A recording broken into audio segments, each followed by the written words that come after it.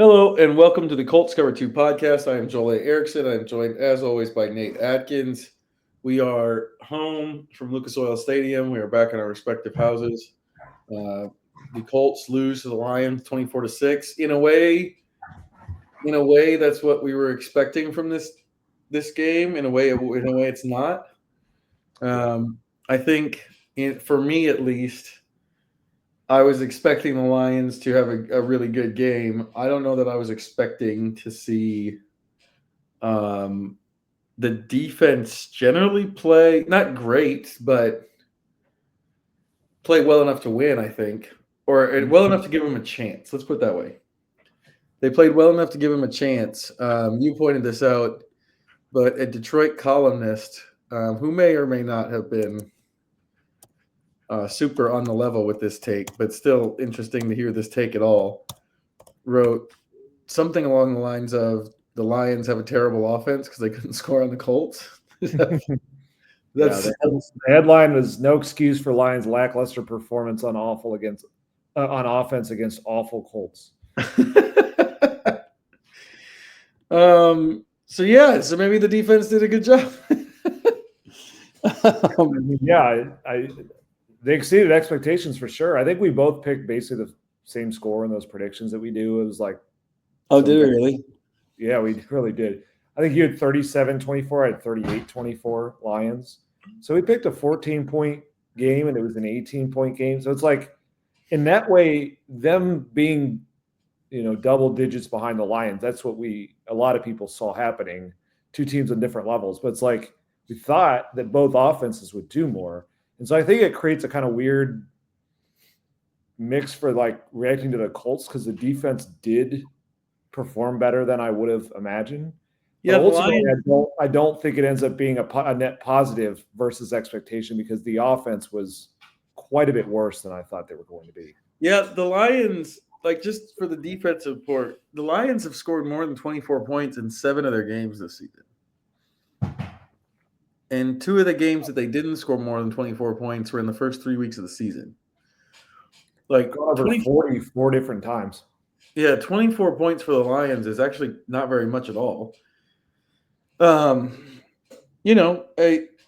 definitely wasn't great. I mean, we could talk about probably talk about the middle of the field and some of the other stuff they did defensively, but yeah, 24 points. You feel like that's an absolute definite, like they gave him a chance. And then, to your point, I didn't see the offense struggling that much either, especially considering what the Lions have lost on the defensive side of the ball injury-wise. And, yeah, just kind of surprising that that's where they ended up. Not surprising that they lost, but surprising that the game went the way it did. Yeah, and just the ways that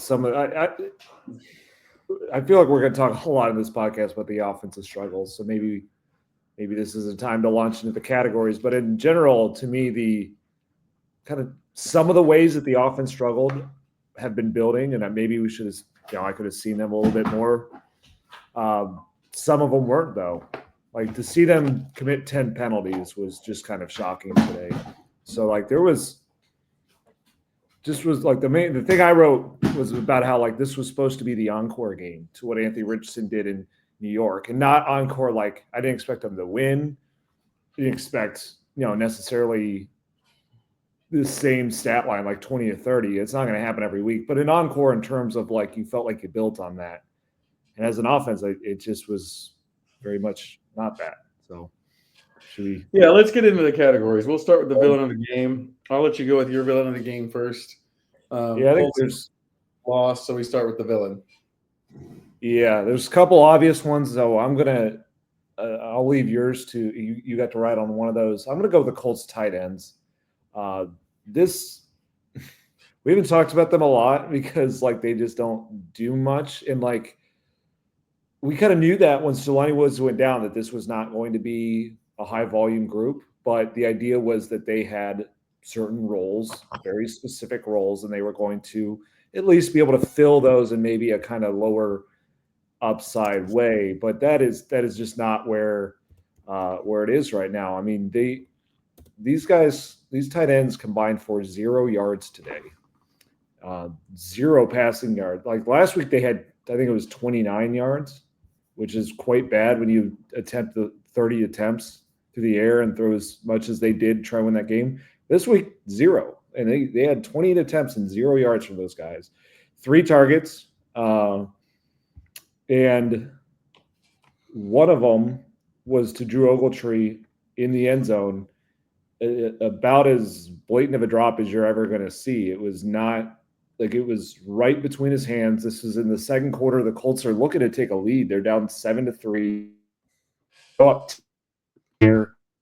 And this crowd, which we'll talk about a little bit later too, it was very, like, it was a lot of Lions fans. This is a way to kind of get the moment back on their side a little bit, I thought. If they go up 10-7 and they get things feeling good where they've moved the ball 2 drives, now they finish it off with a touchdown, a passing touchdown for Anthony Richardson. Could have been a good momentum boost in this game where they never really found one of those. They needed one. And Drew Ogletree just dropped it. It was right between his hands, right between the numbers, no defender on him. I think he was looking at, just making sure he'd turn and score. I don't know. It was a weird, he was kind of turning as he did it, but it just went right off his hands. And that just kind of sums up the group. There's that play, and then there was a one target that didn't count that would have been the completion. The one when they caught the ball was a 21-yard catch from Kylan Granson along the sidelines. That got wiped out because Drew Ogletree tackled a rusher off the edge to keep him from sacking Anthony Richardson. So they had a couple, two pretty disastrous plays from Drew Ogletree, and then just nothing to really help out in this game. 0 yards as receivers, and then again, I could buy some lower production, though. I don't think it should ever be 0 yards in the passing game. But I could buy them not being like big time threats if they were filling the other roles better, which is as blockers. And I think they did some help. They gave some help to Matt Gonzalez, but just in pass pro, because the run game was as bad as it's maybe it's ever been. I mean, the run game with the running back. So Anthony Richardson was able to get 10 carries for 61 yards. Yards after contact, got along the sideline. Very cool plays from him as a rusher. But Jonathan Taylor, 11 carries for 35 yards. So it's just like, if you have 2 tight ends, they make 3 active. 2 are supposed to be blockers. You should be able to run the ball, and then you got to get more than 0 yards in the passing game. So it's really come to a head where, like, the lack of tight ends, that's how you end up having these stat lines of where Anthony Richardson goes 11 of 28. It's partially that he's not going to be this 65% passer as it is, but he just doesn't really have anywhere to go with the ball underneath. When tight ends are, and you can throw the running backs in here too, but tight ends should be the guys that move the chains, that kind of at least get some completions to build his confidence. And it's just shocking to see the tight ends kind of help this team as little as they've helped them pretty consistently all season long. Yeah, Kylan Granson and Will Mallory had 48 catches combined between them last year. Granson had 30 and Mallory had 18. Granson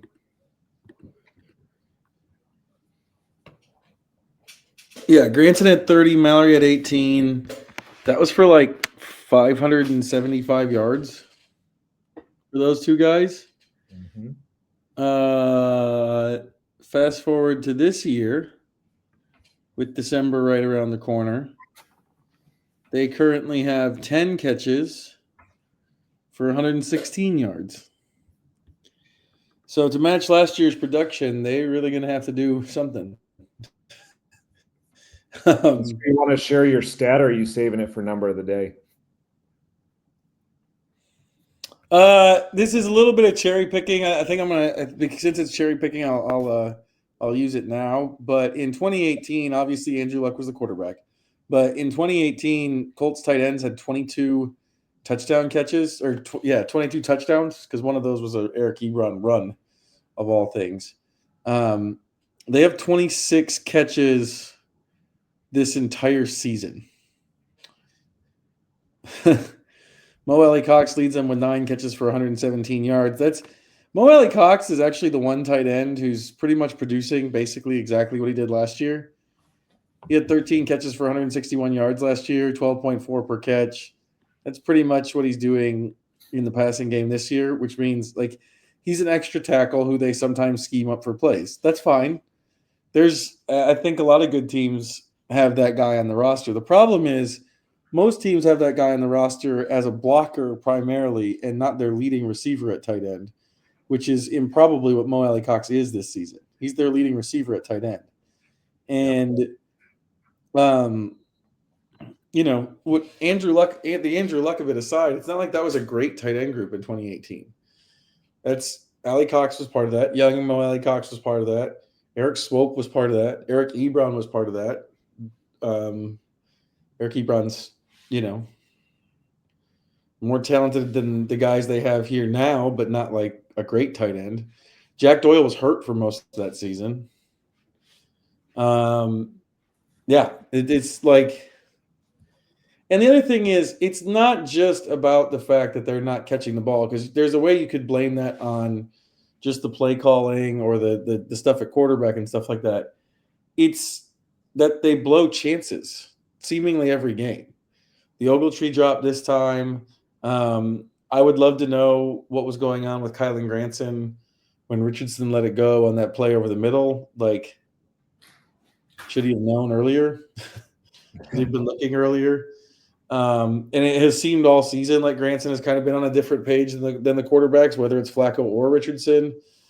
You would think that like the move to Flacco, I would have thought that the move to Flacco, who wasn't really pushing the ball down the field very much and had a history of using tight ends and basically played a little bit more like Gardner Minshew played last year, would have meant more for the tight ends, but it didn't.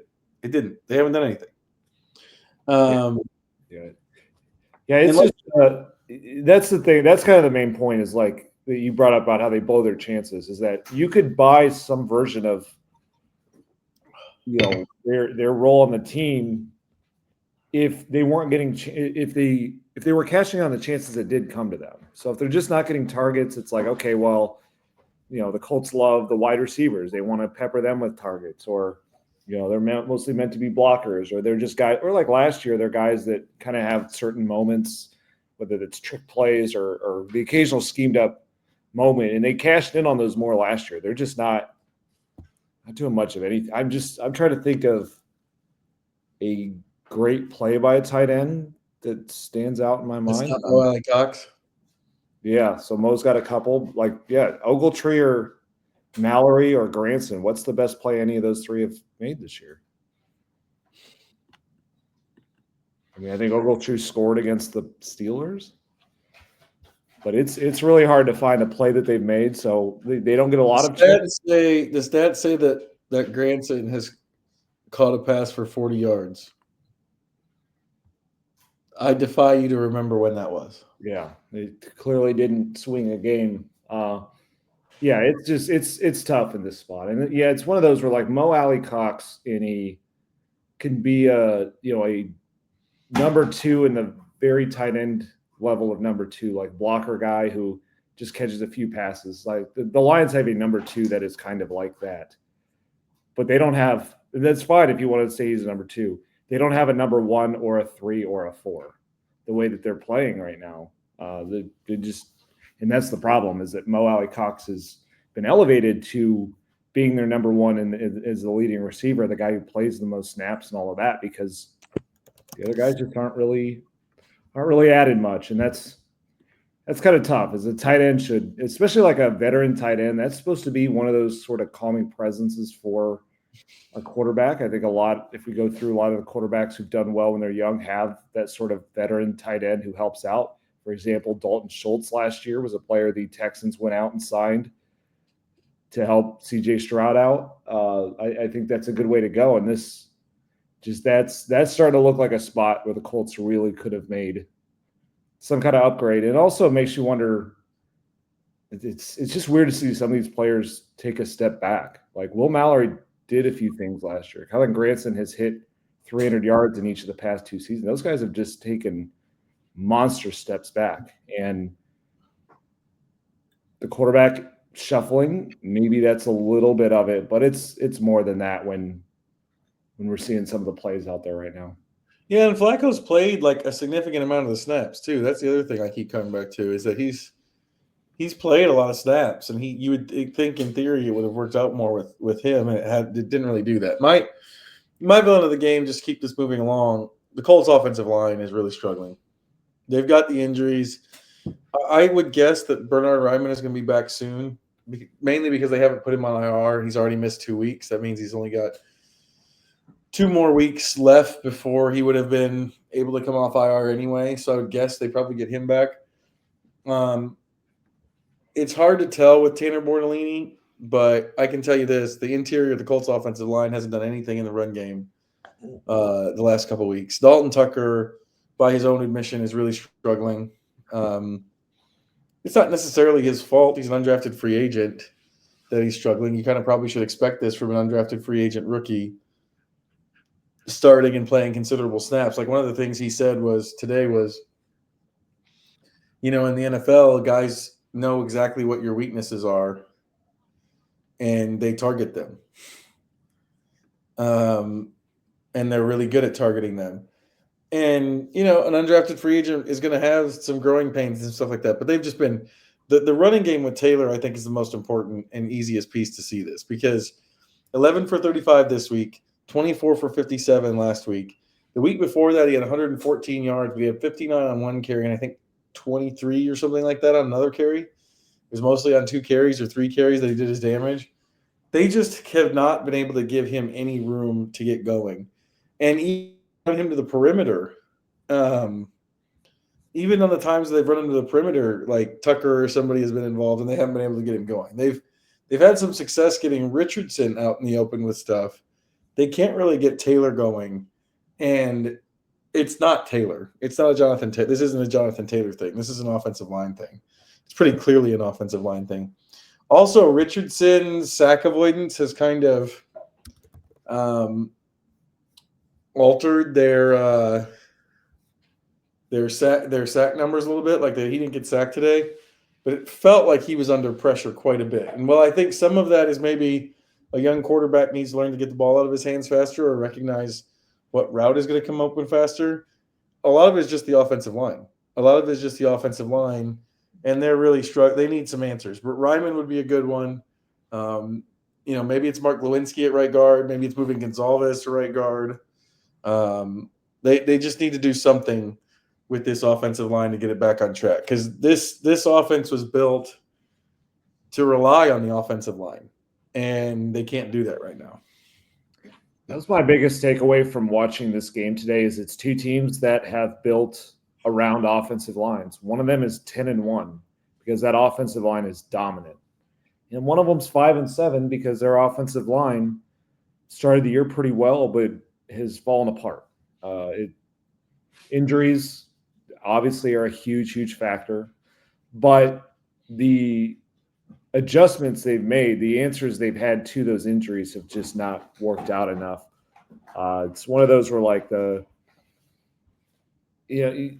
nobody has the depth to survive 3 injuries very well. I get that. But when you have 2 rookies starting next to each other in the middle of the line, there's no veteran to help out the rookie that way. It was back-to-back rookies who didn't come into the year as a starter, who haven't played very many games. And that's where it's just odd that they have Dalton Tucker in this spot when they're keeping other guys around who are veterans that you'd think there was a reason for them to be here, whether that's Danny Pinter.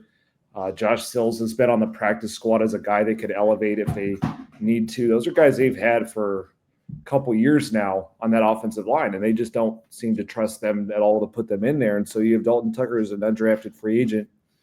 There was one play today where he just got straight run over because he just doesn't have it physically at this level at this moment. A lot of rookies deal with that. Kind of whatever level they come from, they have to add strength and size. We saw that with Bernard Ryman. The undrafted ones have further to climb. So it's just hard to count on that type of a player, game after game after game. And then it's compounded by him playing next to, right tackle on Braden Smith, who's fallen off a little bit due to knee issues. And then a rookie at center. But even though it's just all compounding right now because I don't think Quentin Nelson's playing that great right now either. Quentin Nelson had 3 penalties today. Now one of them, probably wasn't his fault. He was illegally downfield on an RPO. The ball probably needs to come out quicker. But he had a hands to the face, which was definitely a penalty. He had a false start. And he also got just completely turned around by Zadarius Smith, who just crushed Anthony Richardson on 3rd and 6 when they had a chance to score in their first drive. So it's just like they just don't have any player that's really rising above or meeting expectations right now on that offensive line. So, yeah, I think we've seen with Quentin in the past that when things start to go bad on the offensive line, in like a really bad way, that it starts to go bad for him too. And I wonder if it's like a trying to do too much type of thing. He said today, he admitted today there were a couple of, he didn't say go into detail on anything, but he said there were a couple of reps he would like to have back. And I think that's one. There was another one with Onwuzurike that wasn't great. But I think that's part of it is we've seen that before in 2022 where Quentin Nelson did not play very well because of what was going on around him. I think that's kind of part of his profile.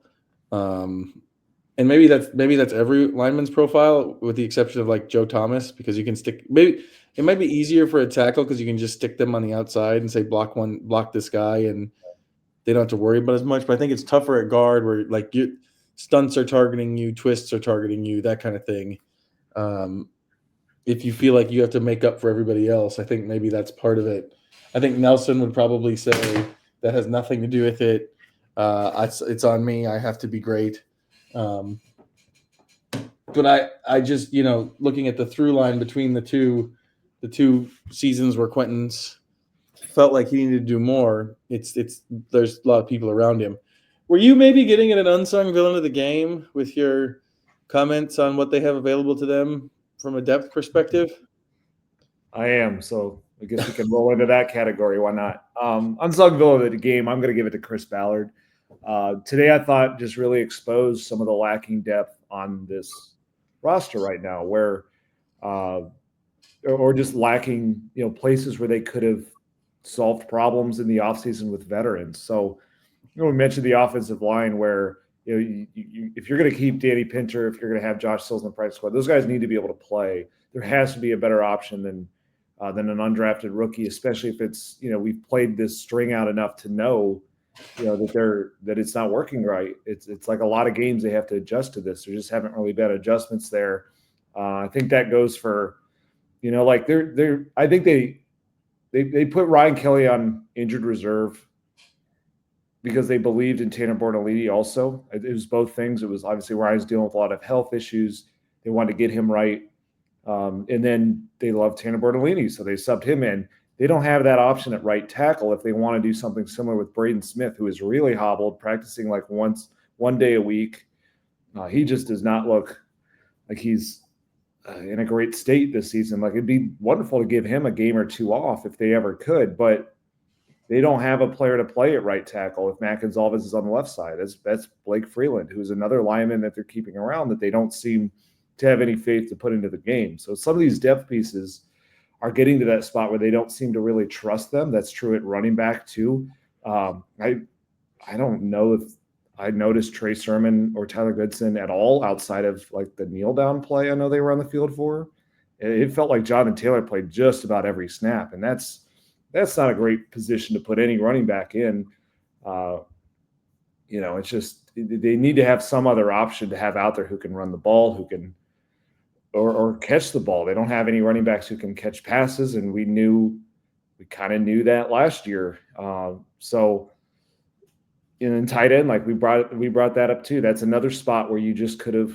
I mean, some of it is bad luck because Jelani Woods got hurt, but also Jelani Woods was a health risk and kind of a wild card coming into the year. So they could have made an upgrade on the Kylan Granson spot or the Will Mallory spot, or maybe brought in a better option to compete with those guys so that once some of these, it looked like these guys weren't taking a step forward, but maybe even a step back in training camp, you could have maybe you stick with that veteran. That just would have been a good way to help a veteran pass catching tight end. I think would be a way to really help out Anthony Richardson as you're trying to develop all this, rhythm and accuracy and confidence in those plays. They just to not give them those type of the levers to pull at pass catching running back and tight end.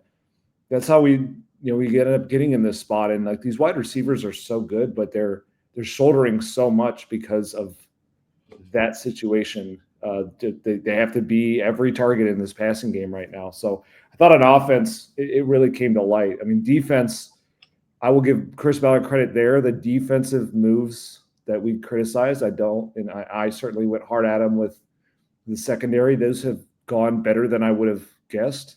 I still think there's more they could have done there. I think they could have really used a playmaking safety. I think that's like you were pointing this out, the Packers went out and dumped a bunch of money on Xavier McKinney. He's got 7 interceptions. Like that's the kind of guy they could use on the back end. And maybe if you don't want to go that high, there was Justin Simmons and Quandre Diggs. So like the lack of a playmaking safety, I think is also something to look at where like the defense played pretty well today, but the one thing they didn't do, they didn't get a turnover. They didn't feel like they were close to getting a turnover. The defense could use one more playmaker back there. So between kind of the lack of a defensive playmaker and the lack of just these reliable veteran options that were available in free agency, like if this was about making this quarterback right, I don't know, it just felt like they could have done more when we know they had cap space, and a lot of these moves are not going to break the bank. They were just going to be simple signings in the $4 million or less bin, and just the lack of attempts kind of has them in the spot where they had some problems, really grow with injuries, and they just don't have options or solutions. I think my unsung villain of the game is going to be whoever is responsible for the middle of the field coverage from about 3 yards from the line of scrimmage to about 9 on any given play. It's a good one. So whether that's Zaire Franklin, whether that's EJ Speed, whether that's Julian Blackman or a dropping defensive lineman, I don't know. It's hard to read coverages and know coverages in real time at the snap. I just know that it felt like Jared Goff completed every single pass there. That's probably hyperbole. I don't know if that's true.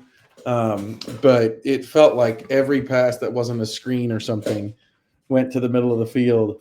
And Goff, like this is an interesting game for the Lions because they really weren't that explosive.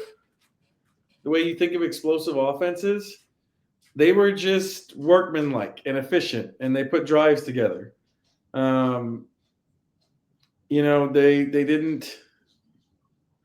didn't light them up. They had 2 passes of more than 20 yards. They had 3 Jahmyr Gibbs runs that were explosive. That's fine. Like they didn't have a single play over 30 yards. This wasn't like a lightning and fireworks offense. They just moved the chains a lot. And most of the time when they moved the chains, it felt like they were moving them in the middle of the field. Like I said, just between the hashes, just easy throws for Goff over and over and over and over again. And I think that's probably been a spot that's been a problem for the Colts all season. Like I said, I don't know who's responsible for it on any given play. I just know whoever was responsible for it on most plays wasn't anywhere near the receiver. It's interesting to look at the box score. I just noticed this where yards per play, the Colts actually were just a hair better than the Lions. They were at 5.5 yards per play, Lions at 5.4. Those are just not great numbers, but the efficiency was what was so different. 9 of 15 on third down for the Lions, 3 of 3 in goal-to-go situations, all right, 3 of 4 in the red zone. Colts were 3 of 12 on third down and 0 of 2 in the red zone, trying to get touchdowns. And the other, and that lies right in what you're saying about those dump-off type passes, because the Lions got 11 completions today to tight ends and running backs. Do you know how many completions the Colts got to tight ends and running backs today? 0. Yes. Big goose egg. That's kind of shocking. I'd like to see how many NFL games with at least 25 attempts from a quarterback did not have a single reception from a tight end or running back. But that's the difference. That was the difference in the game. One of those teams had these outlets and ways to stay on the field, and the other one just kind of felt like they were just going downfield the whole time. So, Well, you were saying that Jalen Hurts completed a pass to Dallas Goedert, which is hilarious. yes, That's very. We need to get into the good stuff. We'll go to hero of the game. Nate, who is your hero of the game for today's game? I'm going to give it to the defensive line. I don't know if that's too broad, if I'm going to step on too many toes to do that. But to me, there wasn't like one guy within that I thought just like this guy was the hero. But several guys who played really, really well, really good football up there. So DeForest Buckner, we know what he does. He was really wrecking those early series and just kind of taking the Lions out of their flow and getting in, making Jared Goff decide a lot quicker than he wanted to, wasn't able to get the ball. I think they were trying to get the ball more to Jameson Williams. I think he took them out of those explosive opportunities. But a lot of these guys, Latu had 2 quarterback hits and a sack. That was good stuff. Dio Dangbo had 2 quarterback hits, 2 tackles for loss. They just, and then Grover Stewart had some nice plays redirecting in the run game too. So it was that was the group that carried them. I mean, you talk to, I know, because I used to cover the Lions, I know the whole beat, and so have many friends still covering the team. That's their biggest takeaway, was how impressed they were. And the positive takeaway, I should say, about the Colts is they were super impressed with this Colts defensive line. They did not know they were that deep and that they were, frankly, that good outside of DeForest Buckner, because they watched the Lions offensive line every week just put defensive lines in a blender and push them like they're blocking sleds. They couldn't do that today. So I thought that was the biggest reason they stayed in it. Again, it wasn't like they didn't wreak complete havoc to alter the game, partly because the Lions never had to be in those situations when they were up. They just weren't going to do deep drops and all these double moves and stuff like that. But also because no one just dominates the Lions offensive line. You got to understand what you're going up against, which is a line with 3 Pro Bowlers and 2 other guys who've started at least 100 games in this league. But given the opponent that they were facing today, I thought the defensive line performed just about as well as I could have imagined. Yeah, I really liked a couple of the performances I saw from them. My hero of the game, I'm going to go with Michael Pittman Jr. It's tough to get to somebody on the offense, but 6 catches for 96 yards, some very tough plays to get big yardage from Pittman. Josh Downs was in and out of the game injured. Really the only consistent receiver they were able to get for one reason or the other. Like Alec Pierce had his big catch, but the other throws made in his direction were of the ill-advised and or off-target variety. But and Downs had a kind of an uncharacteristically quiet game in the passing game. Mike Pittman Jr., 6 catches, 96 yards. He's still playing through something. That was kind of a game that's like proof like why he's still playing, because he can still impact the game significantly. Unfortunately, it didn't lead to much, but I don't really think that was Pittman's fault that it didn't lead to much. Unsung hero of the game. Shout out to Pittman too, just real quick he hurt his shoulder again. Oh, that's right. Yes. Went to the locker room, got checked, and just ran right back out, came back in the game. That's just who that guy is. And I mean, that's what got him to be a captain this year. And it hasn't been a great year for him statistically, obviously, but I think he's shown you every bit of why they made that move to make him a captain based on just all that he's willing to play through. And today was a good sign to see him not only play through it, but actually play well through it. Yeah, I can't believe I forgot about the shoulder injury. Maybe it's because he just came back right away and got right back on the field. Yeah, this is inside. This is maybe like a little bit too much information, but like my job is to write the short or the quick story if a player gets hurt during the middle of the game, and Pittman was back before I could even finish writing it. So he just never. That's just a story that went unpublished. That's kind of a pattern with him. My unsung hero of the game. I have to double up on this because I was locked into this and I don't know what to go. But you've already kind of mentioned him. DeForest Buckner was really good today. It's 7 tackles, a sack, 2 quarterback hits. I think that quarterback hits number is low. I think that they probably if it was me doing it around the league, I think everyone's quarterback hits would be higher, but definitely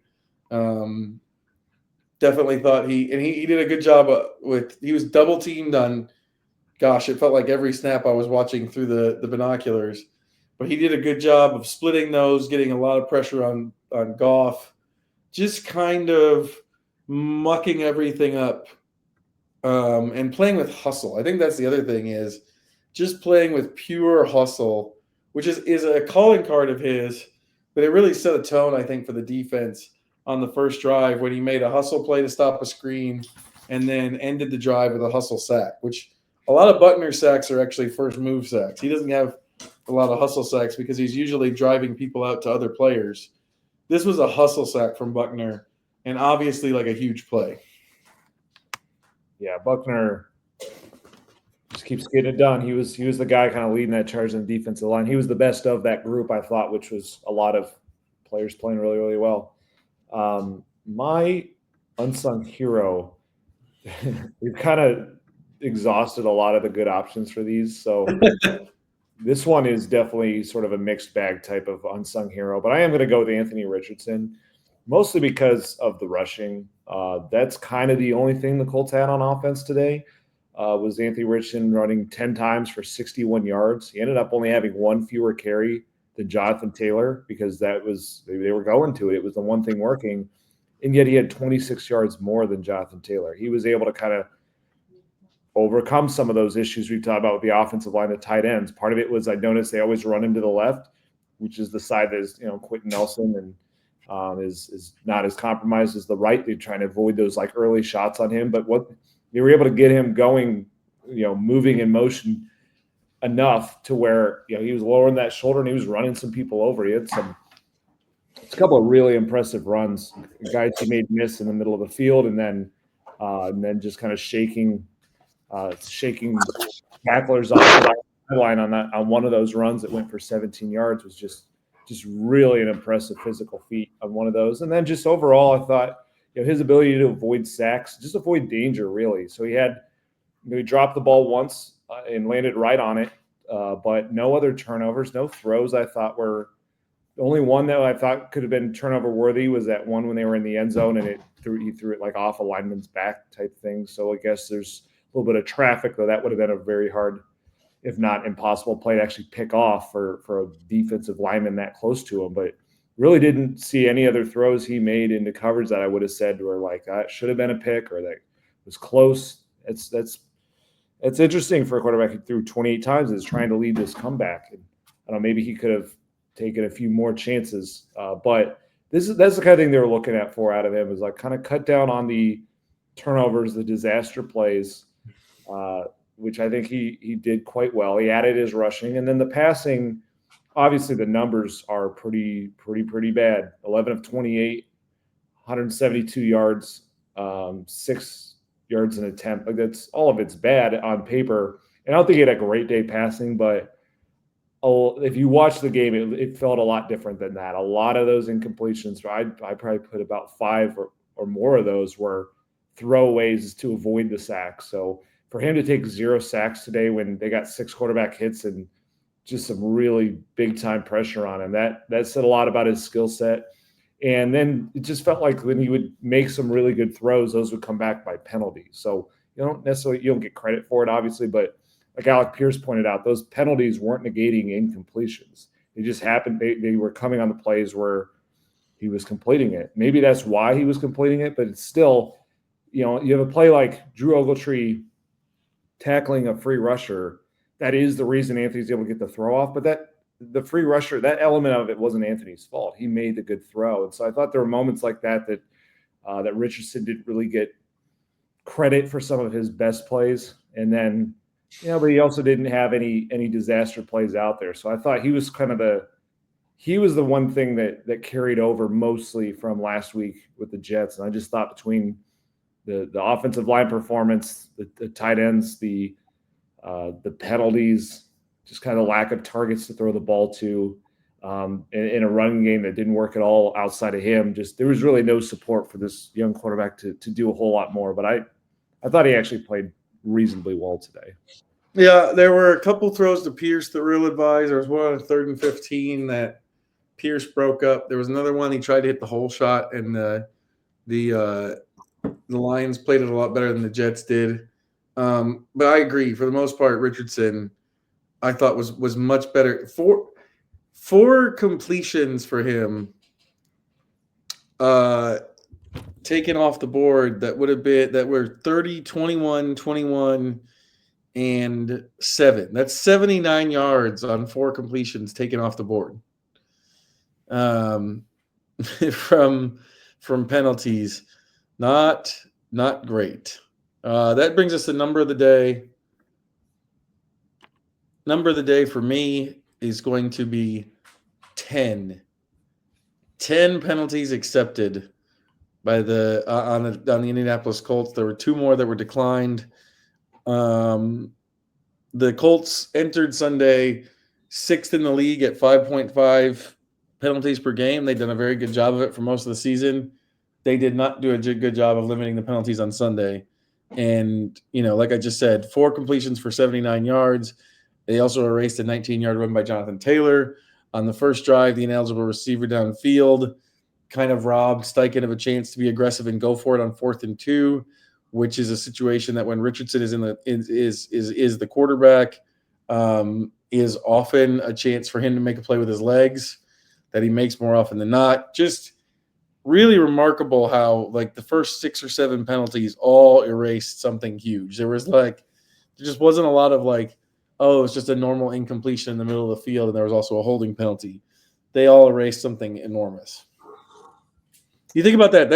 That's a 19-yard run, two 21-yard passes, and a 30-yard pass. That's 4 explosive plays eliminated by penalties. Yeah, and then all of a sudden, they're in the game if they hit those. I mean, some of it's sometimes you hit that because of the penalty. So it's not like they were all bad calls. But that was definitely the story of the game, I thought. My number of the day is 55. That's the number of games Jonathan Taylor has had with at least 10 carries, and only one of them produced fewer yards than this, which is 35. So he's had 55 games with 10-plus carries. Only one has had fewer than 35 yards. The only one that was worse than this was the last time he played the Lions, actually. That was back in 2020. He had 11 carries for 22 yards, even though the Colts won that game by 20 points. So that was right in the middle.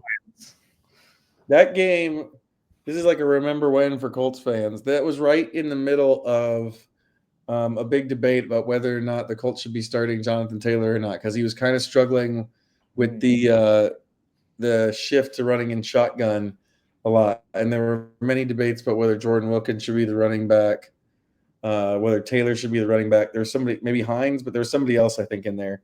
And then he ended up the season with 1,200 yards or 1,165 yards. So maybe it was just stick with him for a little bit. So the Lions have a way of bringing out the rock bottom in Jonathan Taylor's game. But the bigger real takeaway from that stat is that I think sums up everything you need to know about the offensive line. Did Jonathan Taylor forget how to play? By our knowledge, he's not dealing with an injury any more than kind of the normal wear and tear of running backs. But when 2 straight games, bonus number of the day, 2.6 is the yards per carry he's averaging over the last 2 games. It's just shocking to see Jonathan Taylor struggle this much. And I'm sure there are, there's plays out there he wants back and could have done something different. But for the most part, you pointed this out too, he's not running with that kind of stop and start patience anymore. It's lost. There isn't room to do that. So he's not running the best that he can because he simply can't do that. He doesn't have the space to do it. So that's until they get Jonathan Taylor going again, I don't think this can be that good of an offense. They had a great moment in New York despite these struggles because they scored early with Anthony Richardson and then and then the passing game came alive. But in general, this team has got to be able to run the ball really well with that guy, or too much is going to fall on a young quarterback, and it's just not all going to work that way. Well, that's been a lot of words on the game. We got some game day observation. I think I know where you're going with this one. I'll let you go first. Yeah, just very interesting to be up there in the press box in 5 minutes into the game. Maybe we're hearing "Let's go Lions" chants, which took me back in time to a job I had for 3 years covering a team, but I've only ever heard those chants in Detroit. And now we're hearing them in Indianapolis, and they really, really packed the stadium today. There were Jared Goff chants. There were, just so much noise at the end of the game. It felt like a road environment, really. It did not, it all season long has had it's been trending this way where it feels like road fans have really packed the stadium. A little bit of that is they face some fan bases that just are monstrous and travel a lot, like the Bills and the Bears and the Steelers, and now the Lions. But today felt like kind of the apex of that, of fans selling their tickets to Lions fans. And I think I think some of that, maybe they sold it when they had Joe Flacco starting. Maybe that was a decision people made a few weeks ago. I don't know. But it's just, it's a tough spot to be in when this offense has a lot to figure out. It's like now they are kind of facing crowds in their own building. And I don't necessarily blame the fans because of the other stuff we laid out. The team hasn't really given you reasons to get super excited in the moment right now. So there's blame to go around for that. But that was jarring to just kind of feel like I was back in Detroit when we're here in Indianapolis. Yeah, I think it might just be the fact that, this is a Colts team that hasn't won in a while. They're not giving people reasons to be all in on them. Yeah. I gained the observation somebody outside had a Dan Campbell 89 Lions jersey. As vintage jerseys goes, I really like that. There's a ton of Barry Sanders, obviously, but yeah, an 89 Dan Campbell. I think that's just like he's probably one of the more beloved coaches around the league, in a league where everyone hates their head coach unless you're Kansas City. Yeah. And so Kansas City and Detroit are probably the two that like them the most. I would say San Francisco, but I know there's some consternation with Shanahan right now for some reason, even though they're all hurt. But yeah, Dan Campbell jersey, like that a lot. That brings us to 3 football things that gave me joy, 3 football things that left Nate terribly, terribly vexed. The first football thing that gave me joy, a well-run speed option.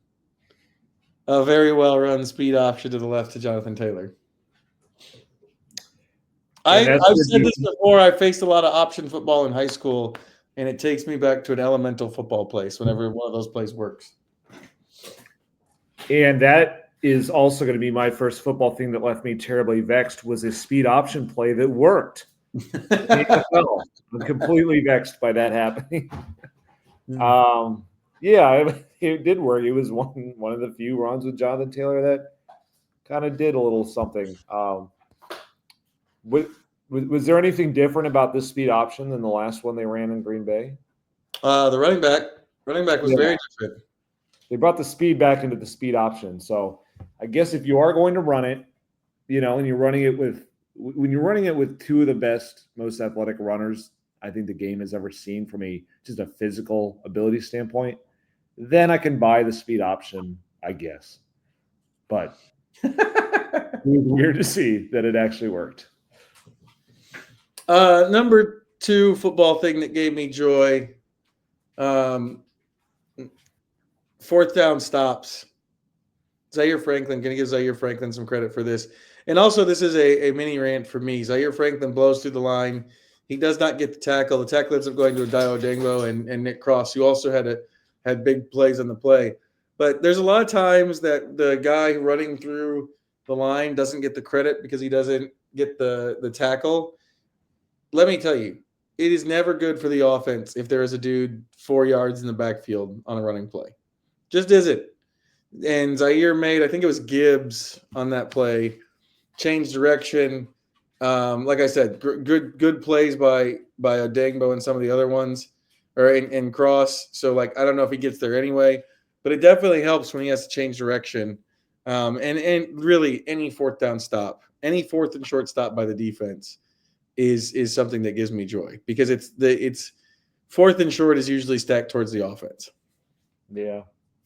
That was a heck of a play. That kind of brought back to like the best moments of this Colts defense is short yardage like that. They just seem to when they're playing their best, they rise up in those moments, and that was a good example of how that was sort of like forcing their version of forcing a turnover as close as you were going to get today.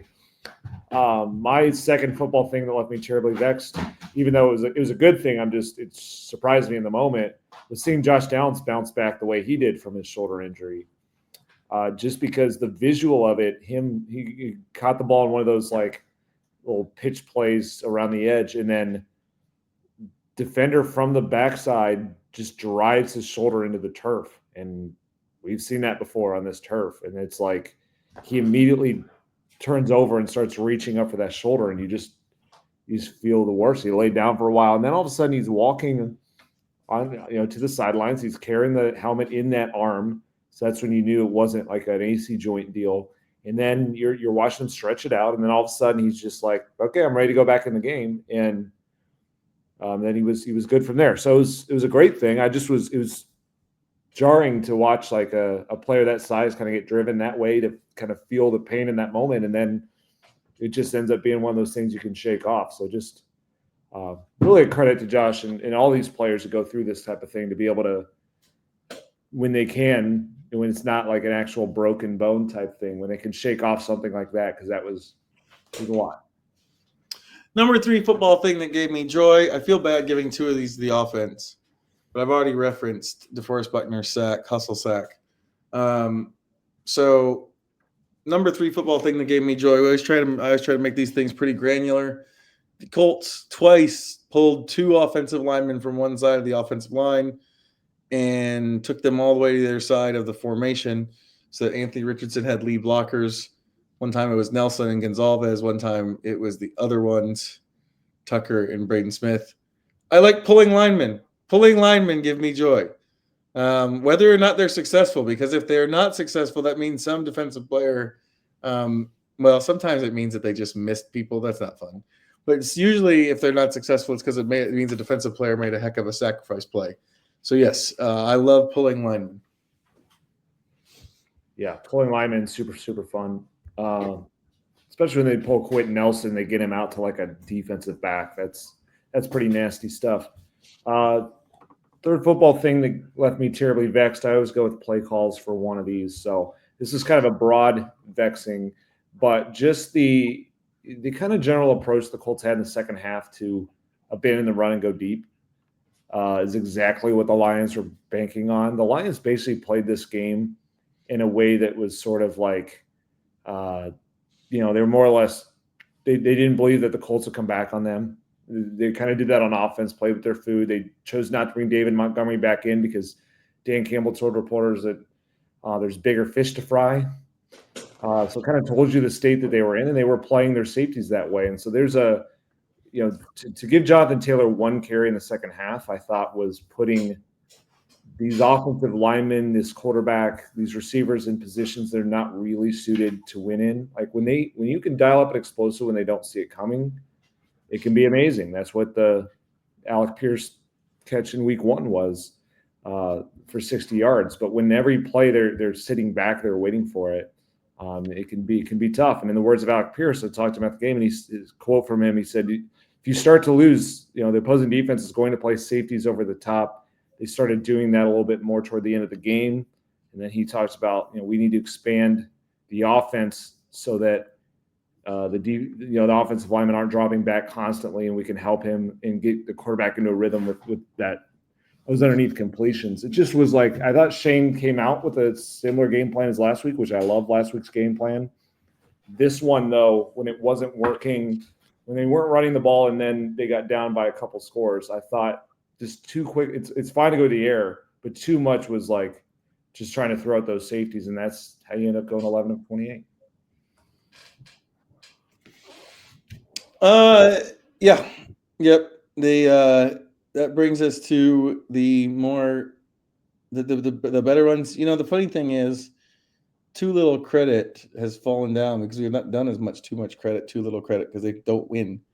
So too much blame, too little blame. We'll start with too much blame. Nate, who is getting too much blame for today's loss? think it's going to be Anthony Richardson, just based on national people who didn't watch the game but who see the box score.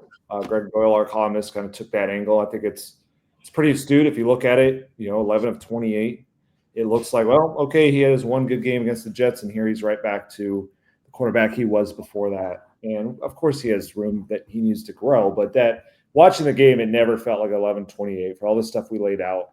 It actually felt like that 11 of 28 is emblematic of everything that wasn't working in this offense, from the run game that put them in the spot to throw that much, and in those obvious throwing situations. The offensive line, the fact that he had to throw to avoid sacks, 0 sack yards, I think that's going to get lost a little bit when they look at it nationally. And then, like we said, 0 running backs or tight ends who caught a pass, and that's kind of been consistent all season long. So it's fine if you don't want to kind of look at this. If Anthony Richardson hadn't sold you yet, you're not probably sold off this game. But I don't know how you look at this game and say, what, they put out like a good product and their quarterback held them back. I actually think for the most part it was the opposite of that. Yeah, I agree with that. Too much blame. I think it's going to be Shane Steichen for me. I just think that he's hamstrung right now by what they're doing on the offensive line. I just don't know. I don't know that there's a lot of good options when you can't block for the run. You're putting them you're putting Anthony Richardson under pressure and forcing him to move a lot. I don't know. I think that they need to fix the offensive line to really get the play calling where it needs to be. To the point on the, they only gave Jonathan Taylor 1 carry in the second half. Well, he's essentially watched 35 carries in a row of nothing. I can kind of understand why you don't want to go to that there. I think obviously he probably deserves some blame for the game plan, the play calling. I just think sometimes it's so easy to go to the play calling, and this offensive line is really bad right now. And I don't know if it gives you a lot of options as a play caller. That gets us to the more fun one. Too little blame. Who's getting too little blame? Yeah. Too little blame. We blamed a lot of people. I don't know if there's anyone to get too little blame. I'm going to go Samuel Womack. Okay. I don't think he needs a lot of blame, but they did go to Amon-Ra St. Brown against Womack a couple times in a row. It actually felt like they kind of avoided Jalen Jones, which may have been the right thing to do, since Jones I think Jones had the only pass broken up of the entire game for the Colts. No, it was Julian Blackmon. I thought Jones had one. Anyway, Samuel Womack, I thought got exposed a little bit against Amon-Ra St. Brown. I thought they picked at him a little bit. That's a too little blame, but like in a very small way. It's not as fun as you could normally go. Yeah, I'm going to kind of have to parse mine too, since we blamed a lot of people. I'm going to go with Colts wide receivers not named Michael Pittman Jr., which is very cherry picking, I admit. It's hard to the wide receivers are really good. And I think overall, that would be your takeaway. But so much of it today was Michael Pittman Jr. just going kind of nuts for the first time in a long time. Outside of him, I just think each one of them kind of left a little something out there. Now, Josh Downs, maybe that was more, some of his catches got erased by other people's penalties, but not his best game. 3 catches on 7 targets for 27 yards. Alec Pierce had that great fade route for 39 yards, but he did get called for a penalty that was, you can look at it a couple different ways, but I think he would admit to you that he could have done that a little differently to still get Josh open, but not get the penalty.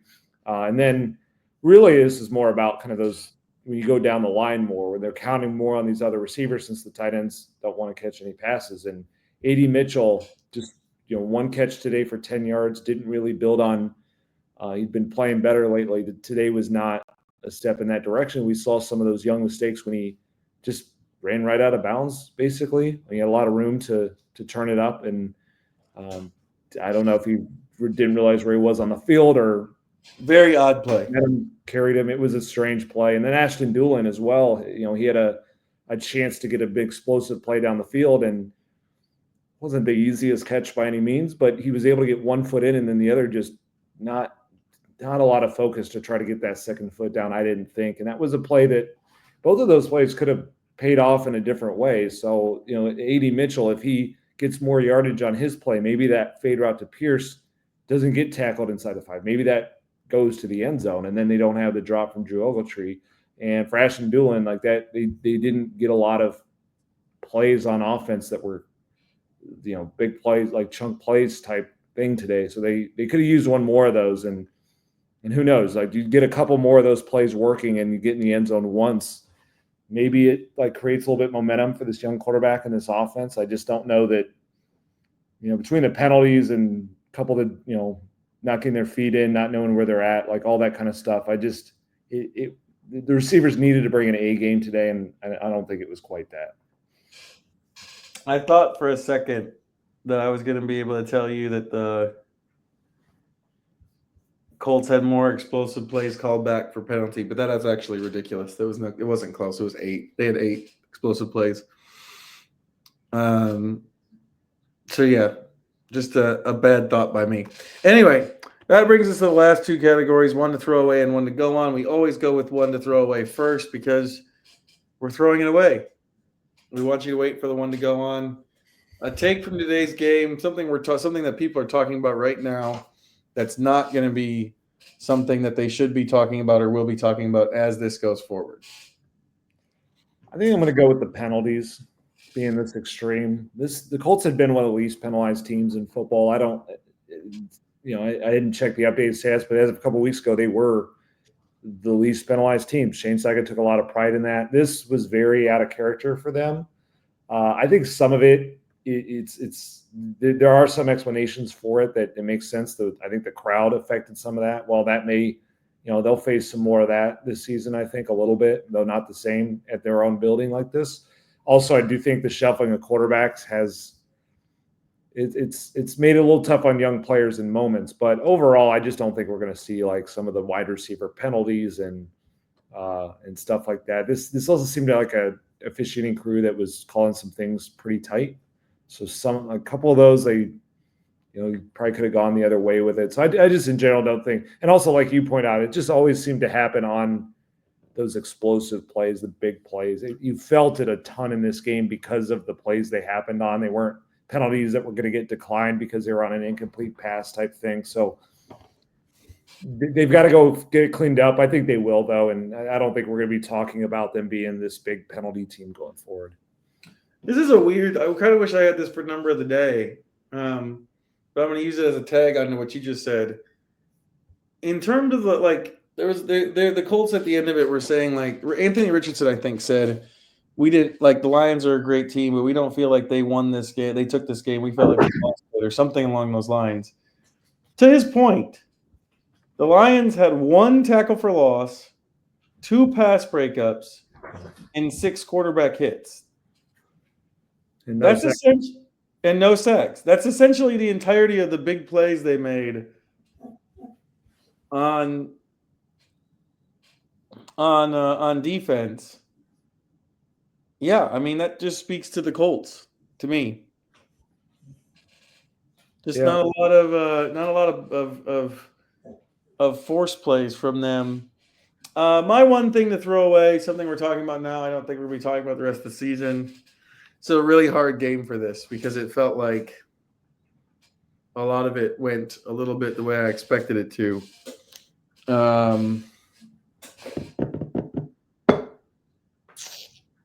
I think Jonathan Taylor's going to end up being okay.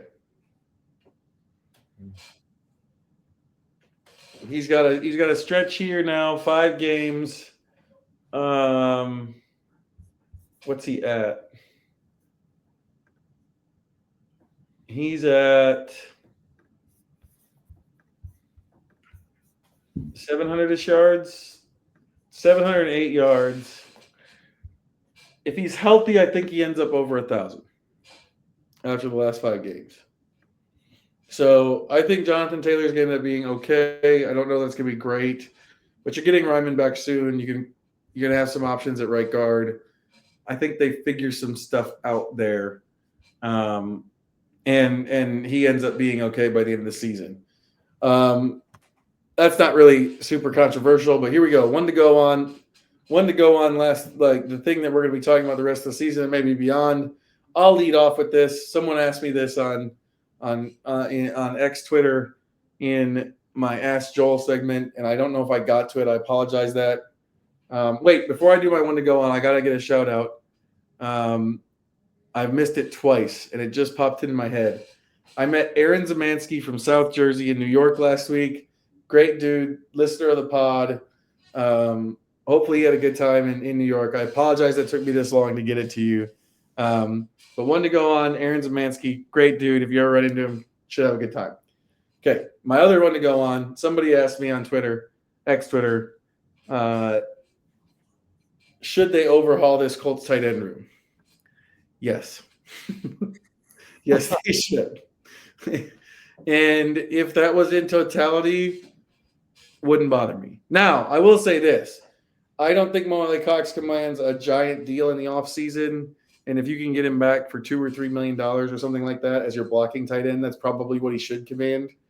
The vet blocking tight end is something that a lot of teams have. I wouldn't have a problem with that if he ends up coming back. I just think that the rest of it needs to be overhauled. They need more, better, whatever. I think I saw somewhere the other day that's a really good draft for tight ends. You probably need to add somebody in free agency. They've just got to get a vision for that position and find something. Both for all the reasons we said, all the reasons you said earlier, both passing game and running game. Yeah, I'm gonna go for my one to go on. Just that the gap that you saw between the Lions and Colts is going to stay there between them and really good teams. It's not going to be as relevant the rest of the season because they only face one good team on paper, which is the Broncos, and they're not a Lions level team. They're done facing these, for right now, these really next level teams like the Lions and Bills.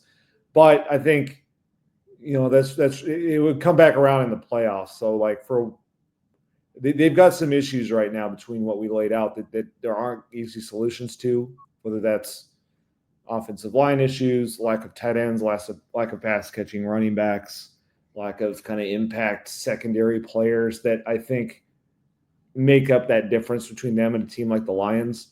And to give you an example of why it's like this, and the Lions, they've been, they've done a lot of draft and develop as well.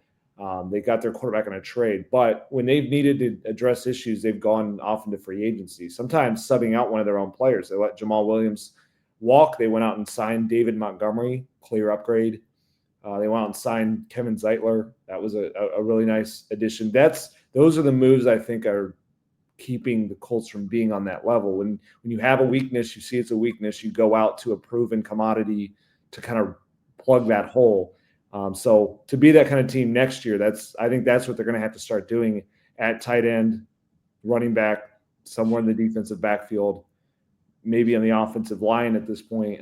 That's the one to go on is just like this kind of talent gap, depth gap, however you want to kind of look at it, that felt very present today against the Lions. That's going to kind of stay with this team until, they're willing and able to go out there and really plug holes with proven commodities rather than kind of waiting and hoping that some of these young players or drafted players become something when it's been 12 games and they've had a lot of chances to do that. That's a good one. That's well said. I think that's a really good place to end the podcast. For the IndyStar, I'm Joel Erickson. This is Nate Atkins. Have a great Thanksgiving. We'll probably pod for you on Wednesday so that those of you who are traveling on Thursday have something to listen to.